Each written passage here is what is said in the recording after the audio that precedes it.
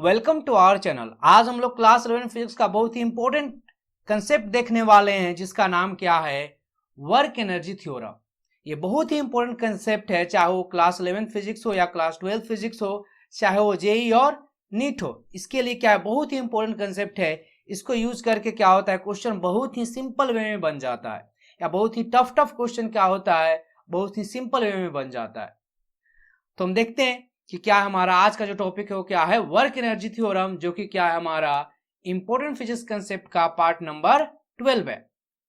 तो work energy theorem क्या होता है इसको हम समझते हैं। तो वर्क एनर्जी थ्योरम का जो डिफिनेशन है वो क्या है कि work done by all the forces on a body is equal to क्या होगा, change in kinetic energy of that body. तो वर्क एनर्जी थ्योरम क्या है कि work done by all the forces on a body क्या होगा, उस body का चेंज इन काइनेटिक एनर्जी के बराबर होगा। इसका अगर हम प्रूफ की बात करें, इसको प्रूफ कैसे करेंगे वो हम देखते हैं। तो मान लेते हैं कि किसी बॉडी पर जो नेट फोर्स है, जो फोर्स लग रहा है वो क्या है, एफ नेट है। और फोर्स क्या होता है, मास इंटू एक्सेलरेशन। अगर हम एक्सेलरेशन की बात करें तो एक्सेलरेशन को हम ऐसे, ये तो हमें पता है, बेसिक से पता है कि dv बाय dt होता है। बस इसको हम डिफरेंट फॉर्म में भी लिख सकते हैं। इसको कैसे लिख सकते हैं, dv by dx into dx by dt, इसको ऐसे भी लिख सकते हैं। तो यहां से क्या हो जाएगा, dx बाय dt क्या हो जाएगा, v, यानी कि v dv बाय dx को भी हम एक्सेलरेशन लिख सकते हैं। तो ये क्या है, एक इंपॉर्टेंट पॉइंट है जो हमें यहाँ पे पुट करेंगे। तो हमें फोर्स तो पता है कि मास इंटू एक्सेलरेशन होता है।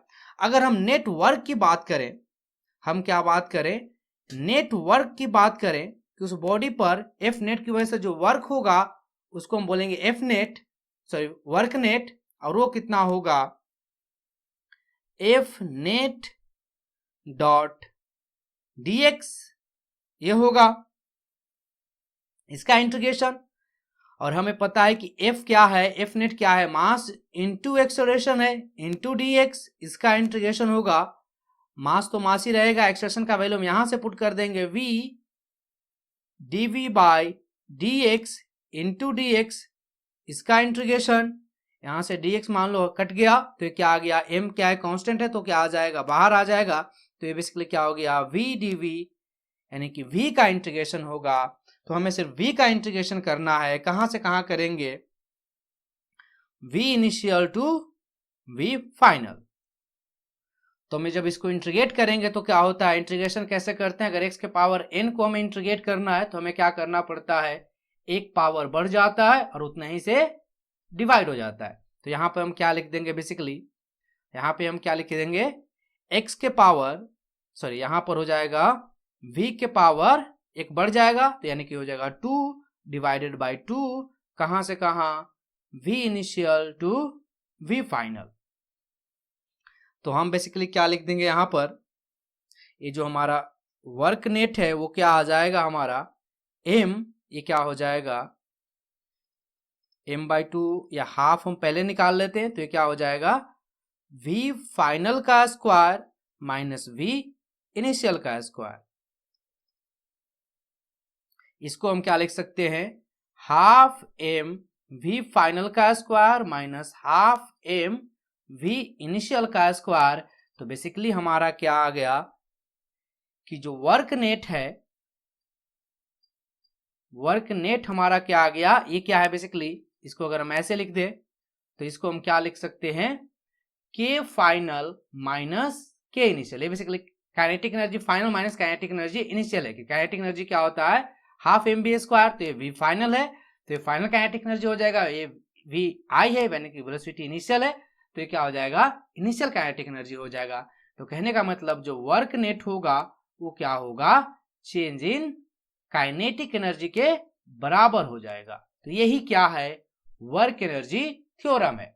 तो वर्क एनर्जी थ्योरम क्या है कि work done by all the forces on a body is equal to क्या होगा, change in kinetic energy of that body. तो इसका ये प्रूफ करने का तरीका है, इसको थोड़ा सा एक्सप्लेन करते हैं और डिटेल में कि इसका मतलब क्या है, कि नेट जो फोर्स है उसका मतलब क्या है, जो नेट वर्क हो रहा है उसका मतलब क्या है, कि सब अलग अलग फोर्सेस के द्वारा जो वर्क होगा उसको हम डिटेल से समझते हैं।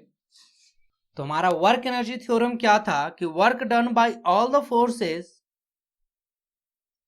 Work done by all the forces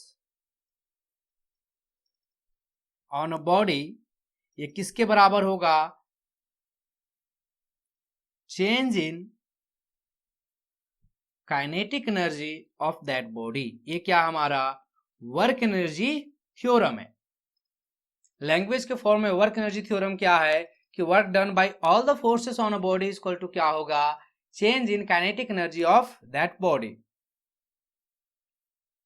अगर इसको हम थोड़ा मैथमेटिक्स में लिखे तो मैथमेटिक्स में हम कैसे लिख सकते हैं सब, क्योंकि फोर्स क्या होता है, डिफरेंट टाइप के फोर्सेस होते हैं, तो हम इसको ऐसे भी लिख सकते हैं। अगर इसको मैथ्स में लिख दे, फॉर्मूले में लिख दे, तो हम लिख सकते हैं कि work done by conservative force plus work done bye non conservative force plus work done bye जो हम एक्सटर्नल फोर्स अप्लाई करते हैं वो plus work done bye pseudo force. इस जितने भी फोर्सेस है सबकी वजह से जो वर्क होगा वो क्या होगा, चेंज इन काइनेटिक एनर्जी के बराबर होगा। तो ये क्या है, इसका मैथमेटिकल फॉर्म है, यही फॉर्मूला है कि work done by all the forces is equal to क्या होगा, चेंज इन काइनेटिक एनर्जी के बराबर होगा।